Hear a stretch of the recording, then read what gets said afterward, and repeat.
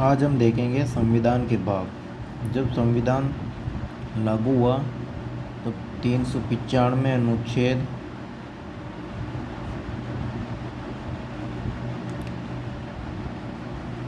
22 भाग और 12 अनुसूचियाँ थी। ठीक है, इससे पहले ये हुआ था 1950 को लागू, 26 जनवरी 1950 को। इससे पहले थे, ये सेम था, ये भी सेम है ना, ये सेम था, 22 भाग भी सेम थे। अनुसूचियाँ सिर्फ 8 थी, 8 अनुसूचियाँ थी, 4 को बाद में जोड़ा गया। ठीक है, अब हम संविधान के भाग देख लेते हैं। ठीक, संविधान के बेसिकली किसके लिए बना हुआ? भारत के लिए। तो भारत क्या होगा? राज्यों का संघ। ठीक है, ये हो गया पहला भाग, 22 भाग में से पहला भाग हो गया। अब इसको ऐसे समझते हैं कि जो भारत है, राज्यों का संघ है, वो किन के लिए बना हुआ? एक तो जनता और एक सरकार। तो इस तरफ लिख दो जनता, इस तरफ लिख दो सरकार। ठीक है, कुछ पार्ट जो संविधान के, कॉन्स्टिट्यूशन के, वो इस तरह से हो जाएंगे। बाकी के लिए एक स्टोरी टाइप में है, उससे याद करने में आसानी होगी। तो जनता को सबसे पहले क्या चाहिए था? नागरिकता। तो ये हो गई नागरिकता। ठीक है, भाग 1 हो गया। भाग 2 नागरिकता। नागरिकता मिलने के बाद उन्हें क्या चाहिए होगा? भाई रहने के लिए अधिकार तो चाहिए होगा ना। तो मूल अधिकार या मौलिक अधिकार।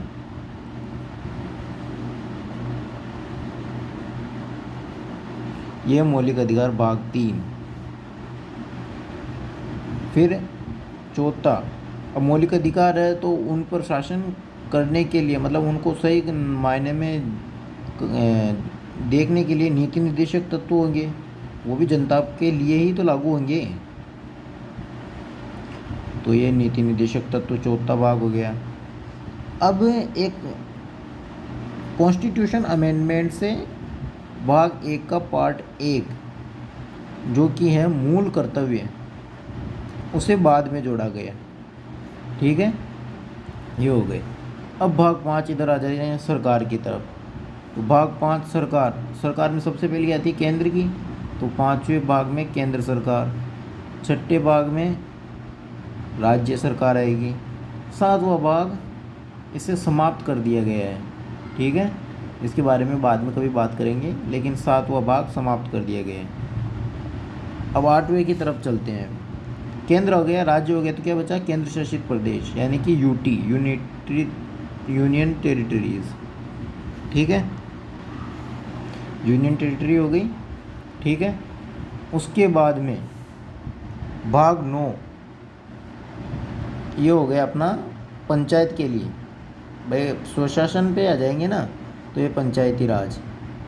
ठीक है, और इस पंचायती राज में ही वो 9(1) में नगर निगम या नगर निकाय आ जाएगा। ठीक है, हुई बात कंप्लीट। फिर भाग 10, इसमें जनजातीय क्षेत्रों के बारे में लिखित है। ये अपने हो गए 10 भाग। ठीक है, अब 11वें भाग से आगे के सभी भागों को पढ़ने के लिए हमें एक छोटी सी स्टोरी याद करनी होगी। मतलब पढ़ते पढ़ते याद हो जाएगी एक बार में तो नहीं, 1-2 बार लगेगा, लेकिन हो जाएगी। तो एक स्टोरी मैंने बनाई, मतलब कहीं से सीखी भी है, कुछ बनाई भी है, तो उस हिसाब से आपको बता रहा हूँ कि प्लेयर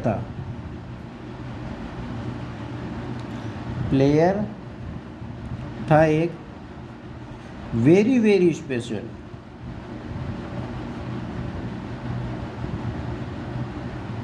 वेरी वेरी स्पेशल नाम था उसका, यानी कि नेम था उसका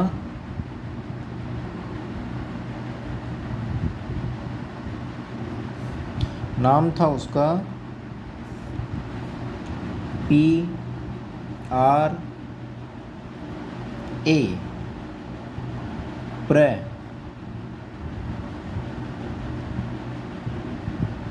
खेलता था आईपीएल टीम है सनराइज हैदराबाद, सनराइज हैदराबाद के लिए, ठीक है। हैदराबाद मतलब HEDRABAD, स्पेलिंग मिस्टेक हो जाए तो देख लेना यार, थोड़ा चलता है इतना तो। अब इसमें देखो क्या क्या मार्क करना है, मतलब क्या क्या याद करने के लिए हैं। तो प्लेयर में P हो जाएगा, वेरी वेरी स्पेशल में V और V, फिर स्पेशल का S, नेम में N, ठीक है। उसके बाद में ये P R और A अलग अलग होंगे, फिर प्र अलग होगा, ठीक है। उसके बाद में ये ऐसे ही, फिर ये S अलग होगा और ये H अलग होगा। अब देखो इनसे क्या क्या बनता है ना, भाग 11, 12, 13, 14, 15, 16, 17, 18, 19, 20, 21, ठीक है। और ये R भी तो है, सॉरी भूल गए थे ना, ये हो गए पूरे 22, ठीक है।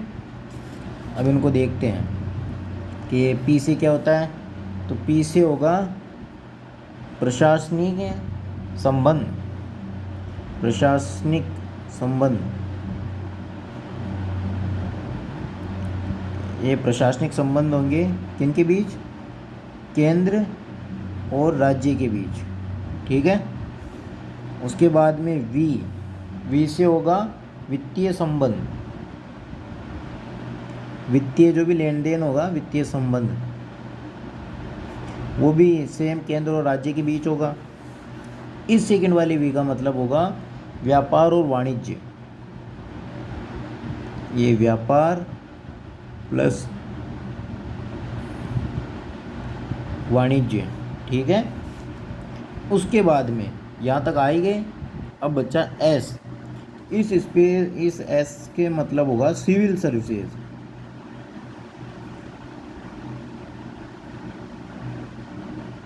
ठीक है। S का मतलब सिविल सर्विसेज। और ये बच्चा N, तो N से होगा निर्वाचन, निर्वाचन मतलब जितने भी निर्वाचन वगैरह हैं वो इसी भाग में आएंगे। ये 11, 12, 13, 14, भाग 15 में निर्वाचन से संबंधित सारे कॉन्स्टिट्यूशन है, एक्ट है, ठीक है। उसके बाद में N तक हो गया निर्वाचन। उसके बाद में PRA है ना, ठीक है। तो 16 के अंदर P, इस P का मतलब है पिछड़े वर्गों का संरक्षण, पिछड़े वर्गों का संरक्षण से संबंधित जितने भी आर्टिकल्स हैं वो भाग 16 में लिखे हुए हैं, ठीक है। अब बात करते हैं R का मतलब। R भाग 7 में R है राज्य भाषा, मतलब राजभाषा, अपने अपने स्टेट की अलग अलग भाषाएं हैं, उस हिसाब से वो भाग 17 के अंदर है, ठीक है। उसके बाद में बात करते हैं भाग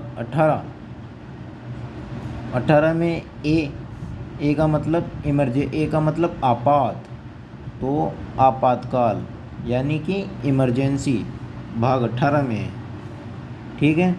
अब बच्चा 19 के अंदर जो प्र है उसका मतलब है प्रकीर्ण उपबंध, प्रकीर्ण उपबंध प्रशासनिक कार्यों की, ठीक है। अब बाकी है S, भाग 20 में S, इसका मतलब है संविधान संशोधन, सुना ही होगा कभी ना कभी तो, आर्टिकल 368, हाँ वो भाग 20 में है, ठीक है। फिर आता है R, इस R का मतलब है भाग 21 में, इस R का मतलब है राज्यों के विविध उपबंध, मतलब राज्यों को लेकर बहुत से उपबंध है, वो भाग 21 में है। ये S हो गया है, ये प्र हो गया और ये A हो गया, ठीक है। अब भाग बचा लास्ट 22, जो कि अपने ने नोट किया हुआ है H यानी हैदराबाद से, ठीक है। तो जो भाग हैदराबाद है H का मतलब है हिंदी का प्राधिकृत रूप, ठीक है, ये अपने 22 के 22 भाग कॉन्स्टिट्यूशन के पूरे हो गए। समझ में आ गया? ये अपने 22 के 22 भाग पूरे हो गए। आप स्क्रीनशॉट ले सकते हो या आगे देख सकते हो। अब इसी के साथ साथ प्रस्तावना के बारे में भी कुछ बातें कर ही लेते हैं। ठीक है, प्रस्तावना वो जो सरकारी किताबों के पीछे लिखी आती है, हम भारत के लोग अपना प्रभुत्व संपन्न और समाजवादी वगैरह वगैरह आत्मर्पित करते हैं, ऐसे ख़त्म होती है। ठीक है, मतलब इसमें भारत की संप्रभुता का वर्णन किया गया है। इसको लेकर के कुछ एक वाद हो रखे हैं कोर्ट में अंदर, तो उन वाद विवादों को अपन थोड़ा एक नज़र से निकालते हैं, है ना, विवादों को देखते हैं। ठीक है, प्रस्तावना को लेकर जो है, तो